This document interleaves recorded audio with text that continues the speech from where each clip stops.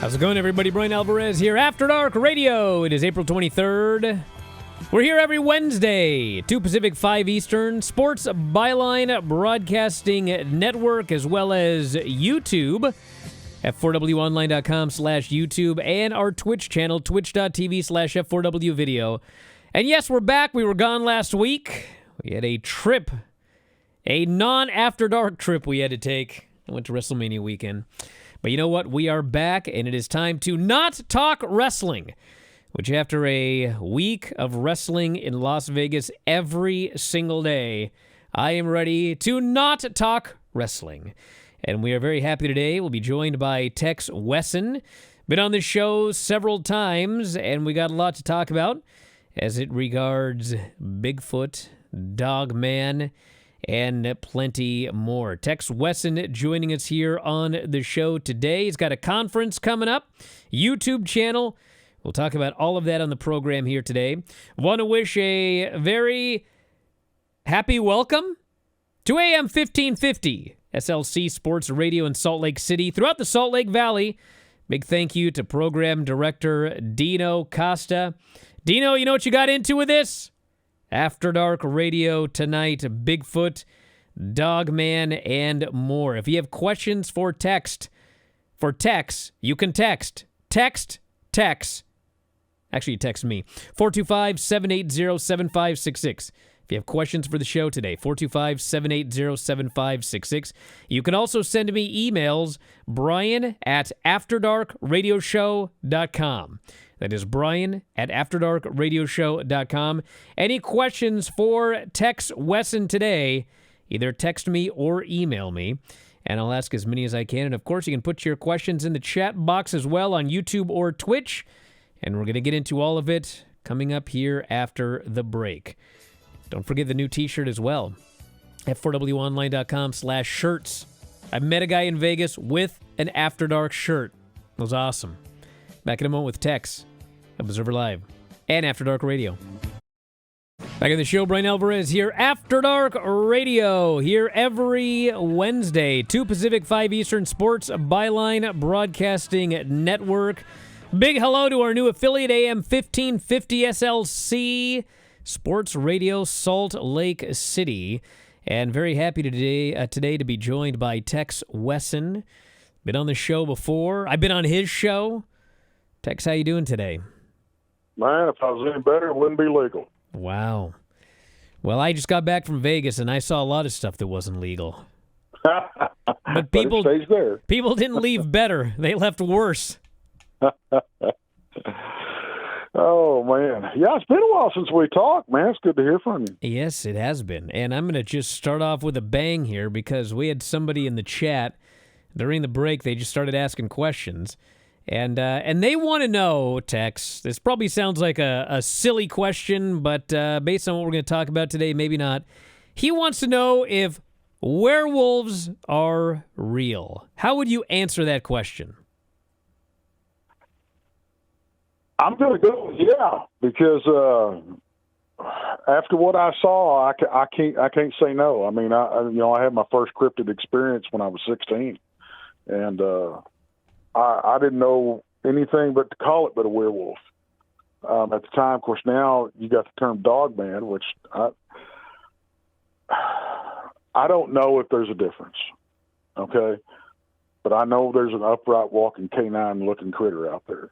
See, that's the question here, because when a normal person who doesn't follow any of this stuff hears werewolf, they think of Lon Chaney or whoever was the werewolf back in the 30s, right. And, a man who turns into a wolf and then turns back. And, there have been stories of, I saw this werewolf-like thing in torn clothes, so perhaps it was a human before. But in general, there's like a difference between the movie werewolf and what could be out there that we would call a werewolf, correct? Yeah, that's what we're guessing. I mean, it is what it is. It's a guess. I mean, really, because I don't know anybody that's got one of these things for a pet or got them in captivity to study to see if it switches back and forth. So, but I've heard stories of them being in clothes. I've heard But I've heard the same thing about Bigfoot every once in a while. So if these things have a level of intelligence that we give them credit for, maybe they pick these things up people leave clothes out in the woods all the time. I know. I found them out in the woods, just told it up, which is really strange. But steal stuff out of a camp, that type of thing. I don't know. If you go back into folklore, hundreds of years, werewolves have been around for a very, very long time. The shapeshifters, and even now, when you start talking about skinwalkers, that's a whole new thing that you throw into the mix with the Native Americans. What does it take to become a skinwalker? And we have to kill a loved one, and you have to do some evil deeds and stuff, and some of it involves cannibalism, and stuff like that. So, can the shape shifting happen? I don't know. I have a problem with the whole shape shifting being a thing, because when I start thinking about it, and the physical changes that would have to take place, I don't think the human body and mind could stand up to it. I just really don't. One of the first guys to really write about this, Jacques Vallée, wrote a very, very famous book. And, this was probably 50 years ago now. And, what he did was he looked at the UFO phenomenon, and he went back in history, and he pointed out how similar it was to all sorts of different mythologies throughout time. I mean, he went back to, the Bible. He went to medieval Europe. He talked about fairies, and, his conclusion was, this is the same phenomenon that has been happening forever, and it gets a different name with each era. And what used to be fairies and fairy circles and fairies abducting children, well, now it's UFOs and crop circles and aliens abducting people. But it's all this. He says it's all the same thing. It's been going on forever. And I guess you can sort of say the same thing with, Bigfoot. The name Bigfoot, that's a new thing. It was coined in the 60s. But that creature, whatever it is, I mean, there have been people reporting that for centuries. And the werewolf, there have been stories of werewolves forever, but whatever it is, it's probably all the same thing. Well, and that's a theory of mine too, because what we do, the things that we deal with, the things that we see when we're out in the field, man, it falls right in line with what you're talking about that Jacques wrote about, because what we called the Fae hundreds or thousands of years ago matches what a lot of the stories that we're hearing, and not only the stories that we're hearing, a lot of the stuff that I've ran across, and dealt with out in the field. I think we're seeing a lot of the same phenomena, and like you said, we're just putting different labels on it. I'm in the middle of a private investigation. It was supposed to be a Dogman investigation that was happening on this private 2,000 acres down here in Texas. And of course, once we get out there, that's not the only, phenomenon we're running into. What else are you running into? Well, the last trip out there, we've made about 4 trips out there. We don't go out there and just spend a couple hours and go home, okay? We don't just sit around and tell stories around a campfire, and that's it. We don't. We go out there, we investigate, and we spend multiple days and multiple nights out there, And I had my first, what you could call a crawler or rake or ghoul sighting a few months ago, and I'd never seen one before. But I'll be dadgum if I didn't see one. And we were walking up to this pole barn. There was 5 of us, and it was late at night. We were walking up to the pole barn to investigate this area because this is 2,000 acres of private land that nobody lives on. there's old structures on this place all over the place. Okay. And they ran across this old pole barn, and they said, well, let's go look at it. I said, all right, cool. Let's go look at it. So we're walking up to it, and I saw this thing go up the side of this barn, and on top of it, we're just up the side of the wall and over the top, and it looked like Spider-Man crawling up the wall, but it was so fast, and it was like a dark ash color, and it was man-shaped, man-sized, and it didn't make a sound going up.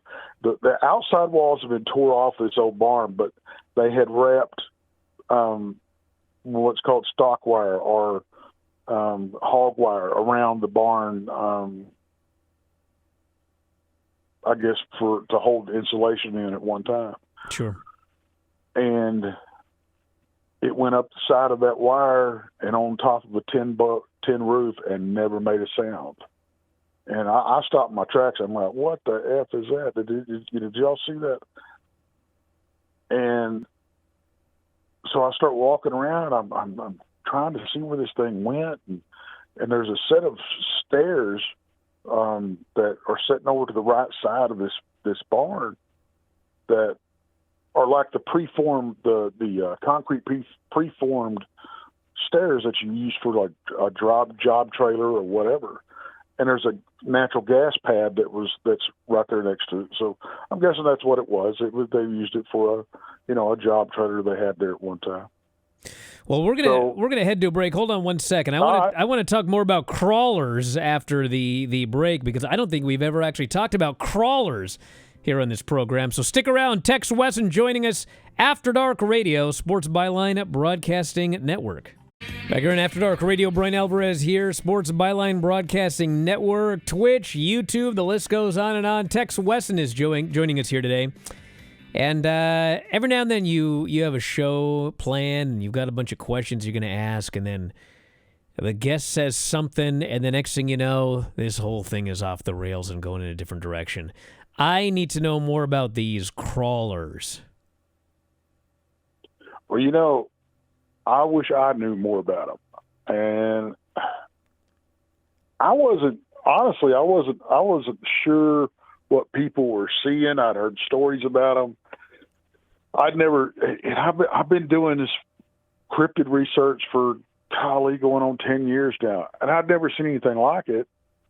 And I've been in some pretty hinky places, right? And I'm like, what, are people seeing maybe an apparition, or what? But this was totally different. That what I saw go up the side of this barn, it was not. I've seen full body apparitions and paranormal investigations and stuff like that, but this was different. It had a whole different vibe to it.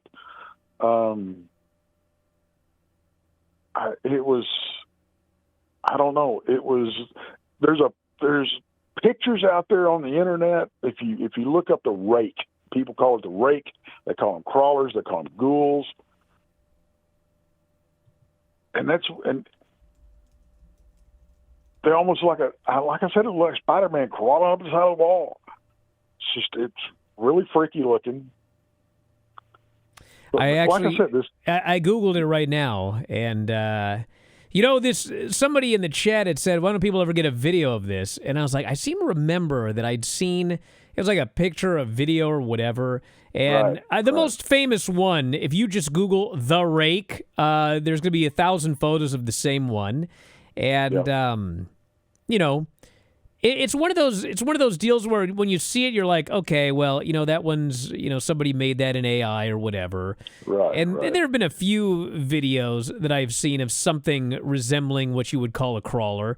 And it's always kind of the same thing about, well, yeah, which kind of, we'll get back to the crawlers in a second, but I got to ask you this question, because I got a friend who's really into Bigfoot, and he's always sending me videos, and he's always sending me pictures. And the funny thing about Bigfoot pictures is, like, Sometimes you'll send a photo and it's like, it's totally blurry. It could be anything.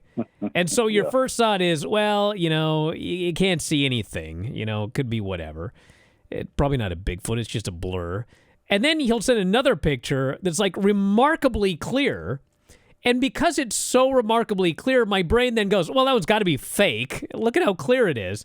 And you start kind of thinking, well, what would convince me? Because if the picture's too good, you presume it's a fake or it's AI. If the picture sucks, you presume, well, it could be a picture of anything. And, how do you, what do you see in pictures where you're like, okay, you know what? I think that one's real. Real quick, I want to touch on that because it's a catch-22 situation. Because if you got one of these pictures and that looks nothing but like a blurry bush, or if you get one that's too clear, you can't satisfy anybody. Because if it's not a good picture, well, that sucks. That could be anything. It's paranoia. If you get a good picture, everybody says it's fake. So what are you supposed to do? I don't, honestly, I can't, especially with AI the way it is, I cannot trust a picture from anybody that I don't personally know. Sure. I can't. And I hate to be that way. And I know a lot of people, don't get me wrong. But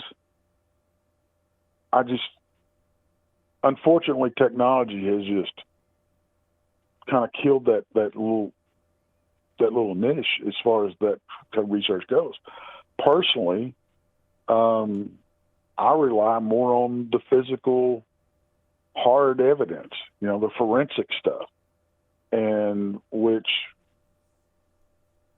we've got the handprints that we pulled out of the field, right? That was on my truck. And I've had them looked at by fingerprint experts, wildlife experts, and they all tell me the same thing. I can't tell you what that is, but it's not human.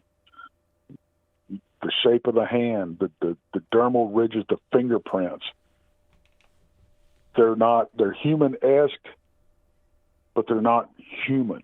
They're primate-esque, but they're not primate, because every human fingerprint without exception swirl. Okay? Period. These do not. They go straight across like a primate's. But the hand shape is more human. The only difference is where the thumb is located. It's located on these handprints, the lower. You would have to disjoint your thumb to be able to imitate these handprints. Well, that's basically where an ape's thumb is located, right? Exactly. Yeah. Exactly. And it's not just handprints. That one picture that I've got of the print, my favorite print is the one that's on the side of my truck, and it's got a hand, a forearm, and an elbow. The forearm, it looks like a paintbrush did it because the hair is so thick, right? Well, I get asked, well, how do you know that, that was made there? Well, because they weren't there 30 minutes before, and then they appeared. So, and that's not the only thing that happened that night during that 30-minute period. When I was doing a solo show up in the cemetery, my safety team was down the hill 100 feet away from me, and they were in their truck, and then my truck was parked right next to them. My phone died, so they rushed up the hill to make sure I was okay. And by the time we got back down there, it was about 30 minutes. Okay, these handprints were not on our trucks beforehand, and they were when they got back. But the other thing is when they let out to come get me, they rushed. They dropped everything. They left the keys in their truck. The truck was unlocked, open. There was thousands of dollars of electronics left in the truck. The tailgate was up, and there was a bear-proof Yeti cooler in the back of the truck that was closed and latched. When we came back down, the tailgate was down. The Yeti cooler had been opened, and it had been closed but not latched. There was water dripped, looked like somebody or something had taken a scoop of water and ice to get a drink out of the cooler and had dribbled ice and water over the tailgate. Up on the top of his cab were 2 handprints on the edge of the top of the cab with water droplets between them. Okay, I've got a long beard.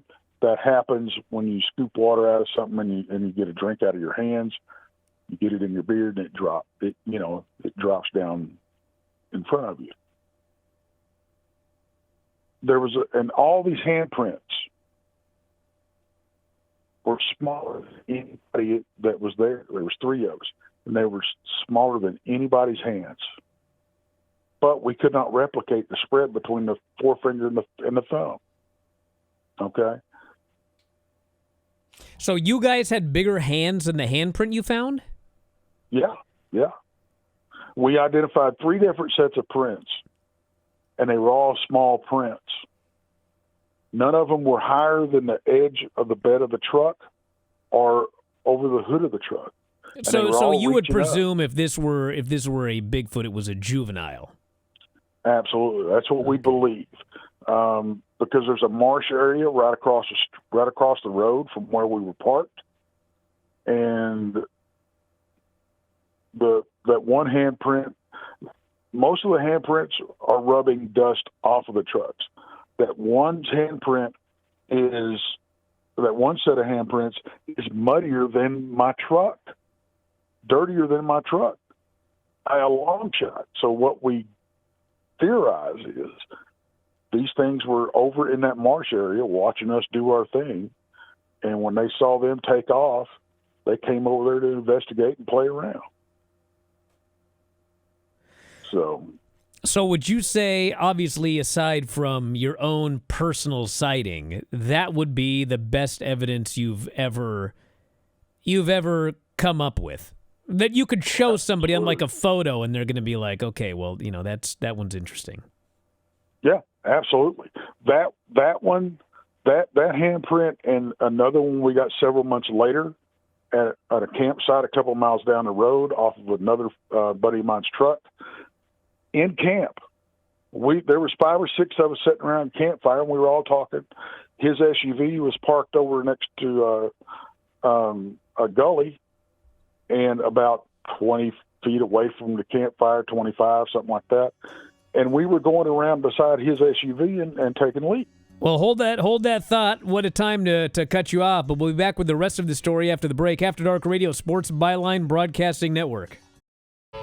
Back in the show, Bryan Alvarez here, After Dark Radio, Sports Byline Broadcasting Network, every Wednesday, 2 Pacific, 5 Eastern. Tex Wesson joining us here today. In the middle of a tale that I believe we left off, you guys were heading to take a leak. Is that right? Yeah, what we were doing is, like I said, the SUV was about 25 feet away from the campfire. We were all sitting around a campfire, and we would go behind this old boy's SUV, and that's where we were all going to take a leak, right? No big deal. Well, he goes back, he gets up, and he goes over to take a leak. And hey, which one of you sorry, blankety blank SOBs or whatever, put your greasy paw on my truck?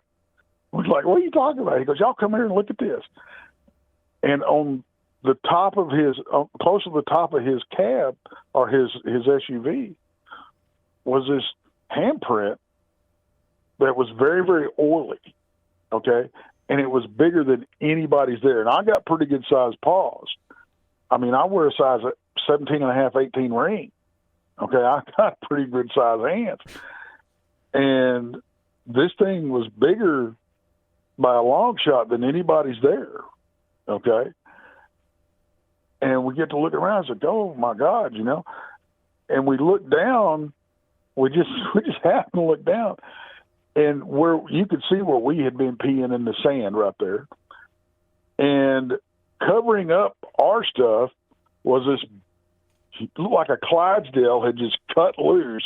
It was about 2.5 feet around, wet spot. Like, holy crap. This thing had leaned on his SUV, watching us over the top of this thing at the campfire, and decided to mark his territory right there. And so we pulled the handprint. We got it in a baggie, in a freezer. And we're trying to find the right place that we trust to send it off for DNA results. Okay, is what we're looking at doing. And the first thing I get asked all the time, well, did you get a soil sample of where the wet spot was? Why? Because when you send these DNA samples in, the first thing they tell you is, oh, it's contaminated with human DNA, because that's part of what they get. Well, we had already been peeing there. So that was null and void. We couldn't argue if it came back. They told us it was contaminated. We had no argument against it. So we didn't take a sample of that.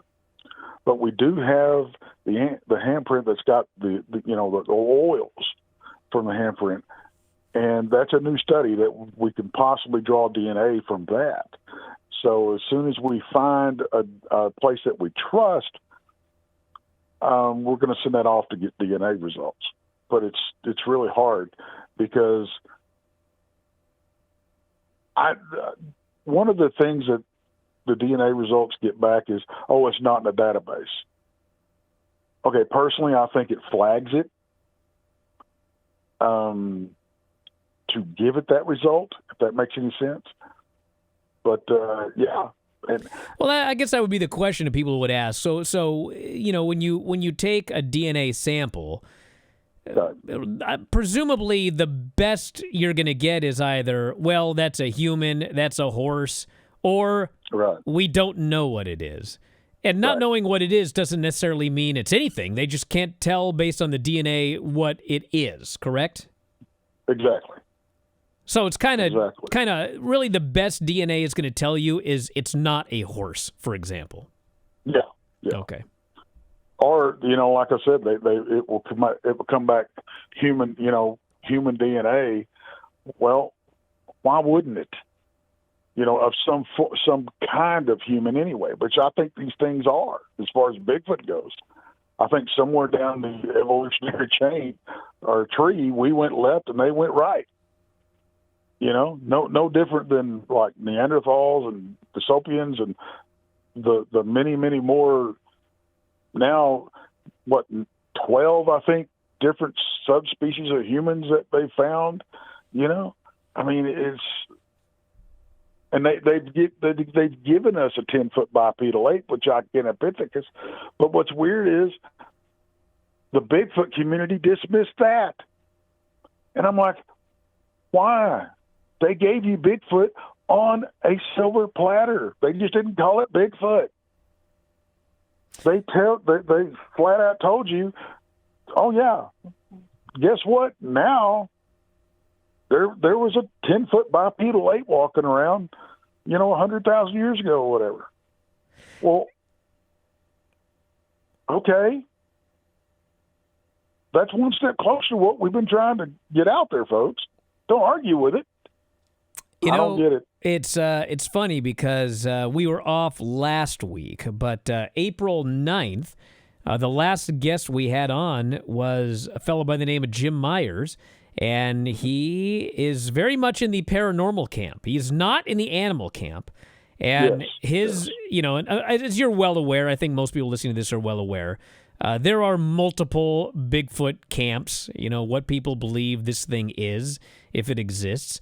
And his argument is basically, it could be an animal, but there are so many reports of things that happen that you cannot explain if Bigfoot is an animal, that if we're really going to take into account all of these reports, we have to consider, maybe it's not. Otherwise, you're just throwing out reports, he believes, that, you can't take him seriously because maybe this Bigfoot went into a UFO, or maybe this Bigfoot vanished, or something that could not be explained by it being an animal. So he's in the paranormal camp. Right. And I understand that. because it's like I said earlier, what we see out in the field, it's sometimes very, very hard to explain. And I've seen things happen that I can't, put a name to. But most of the things that I've either seen or I've heard about Bigfoot, I can explain by being either a physical creature or you've got a different phenomenon going on. Okay?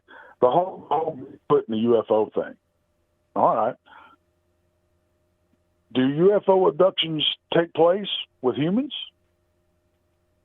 Yeah. Are they interested in animals with the whole mutilation thing? Sure seems that way. So why wouldn't they be abducting Bigfoot as well? So your argument would be that the Bigfoot did not willingly go into a UFO or et cetera. It would have been abducted like any other, like a cattle mutilation. Absolutely. All right. We're gonna kind of move away from crawlers because I got to get this question in because I was thinking about it the other day. So my buddy he's got a bunch of cams set up and he's got some trail cams, and he got like a weird picture, but then he looked at it a few minutes later and it turned out it was like a deer or something because there was another picture of a deer shortly thereafter, and right. The trail cam. I guess it tries to determine via AI maybe what something might be, which is kind of weird because it's got a picture of this deer, but then the trail cam says human activity under species, even though it's a deer. And the picture of the deer, you can only see like one of the legs and part of its head. But if you look at it in the right way, it's like, God, I could almost argue that deer looks like it's on two legs, which...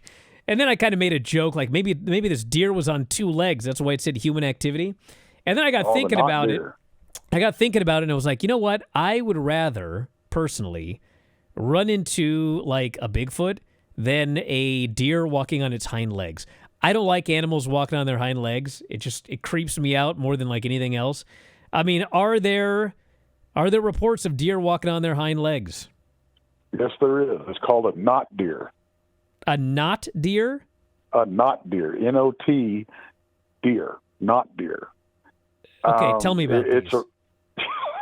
It's a relatively new phenomenon that we've been running across that's called that. See, that's just actually, yeah, some guy label. in the chat just goes, Bryan needs to look into this not deer phenomenon. Yeah. Oh, my God. Okay, tell me about it.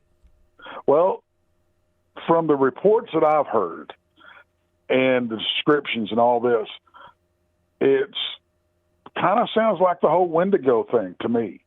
I don't know, but it's something that I haven't really dug into. I haven't sunk my teeth into it yet. But it is a growing phenomenon. There's growing sightings of them, but they're being called not deers.